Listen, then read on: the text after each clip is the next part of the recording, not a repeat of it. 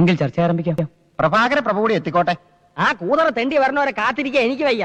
പ്രഭാകര പ്രഭു പണ്ട് ബസ് സ്റ്റാൻഡിൽ അണ്ടിപ്പരിപ്പേ എന്ന് പറഞ്ഞ് കശുവണ്ടി വിട്ടോണ്ടിരുന്ന സമയത്ത് അവന്റെ പേരിലൂടെ പ്രഭു എന്നില്ലായിരുന്നു, വെറും പ്രഭാകരൻ എന്നായിരുന്നു. വാ ശരി തന്നെടേ. ഞാൻ 10 പൈസക്ക് അണ്ടിപ്പരിപ്പുകൾ വിറ്റ് നടന്നിട്ടുണ്ടേ. അന്ന് എന്റെ കൂടെ നീ ഉണ്ടായിരുന്നല്ലേ കാച്ചിലിട്ട് വിൽക്കാൻ. കുബേരയായിട്ടല്ല കുമാരനായിട്ട്. നീ എന്നാണ് കുബേര ആയത്? ചേട്ടായി തണ്ടി നിനക്ക് എന്തരേ മൊടേരാസോ പോടെ. സാറന്മാര് കേക്കണം കേട്ടോ. ഒരു പാതി രാത്രിയിൽ മലബാറിൽ നിന്ന് വരണ ഏതോ ലോറിയിൽ അണ്ടിച്ചാക്കും പ്രതീക്ഷിച്ച് അടിവാരത്തിലെ റോട്ടിന്റെ മൂലയ്ക്ക് നിന്ന് നിനക്ക് ചാക്ക് മാറി കിട്ടിയത് പൂത്ത പണച്ചാക്കല്ലേടേ.